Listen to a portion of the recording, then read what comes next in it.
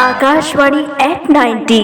नमस्कार दोस्तों, मैं हूं सुधांशु कुमार, पेशे से एक वेटनेरियन यानी पशु चिकित्सक। दोस्तों, रेडियो हमेशा से एक ऐसा माध्यम रहा है जो दिल से जुड़ा रहता है। कोई चेहरा नहीं, बस आवाज, मगर ऐसी आवाज जो सीधे दिल तक उतर जाती है। यही कारण है कि जब बात जानवरों की सेहत की आती है और पालतू पशुओं की देखभाल की आती है तो रेडियो से बेहतर कोई साधन नहीं हो सकता। आज जब मैं अपने पेशे में लोगों से मिलता हूं तो ये महसूस करता हूं कि बहुत से लोग अपने पालतू जानवर या घरेलू पशुओं की देखभाल को लेकर पूरी तरह जागरूक नहीं हैं। कई बार प्यार तो बहुत होता है, लेकिन सही जानकारी की कमी उन्हें परेशानी में डाल देती है। रेडियो के जरिए बताया जाता है कि कैसे अपने पालतू जानवरों का समय समय पर टीकाकरण करवाना चाहिए, कैसे उन्हें मौसम के हिसाब से भोजन और साफ पानी देनी चाहिए, और ये भी कि अगर कोई जानवर बीमार हो जाए तो अपने नज़दीकी डॉक्टर से सलाह लेनी चाहिए। रेडियो वो पुल है जो डॉक्टर और जनता को एक साथ जोड़ देता है।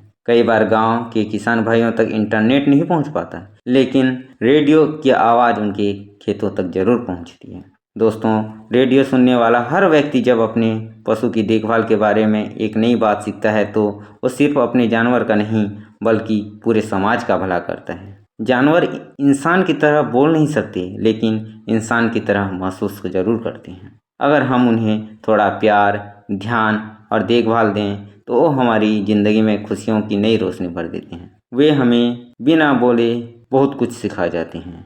इसलिए जब अगली बार आप रेडियो ऑन करें और उसमें किसी पशु चिकित्सक या डॉक्टर की आवाज़ सुने तो उनकी कही गई बातों को ध्यान से सुनें। क्या पता वही छोटी सी जानकारी किसी छोटे से पालतू जानवर या किसी किसान के बड़े साथी की ज़िंदगी बचा सकती है।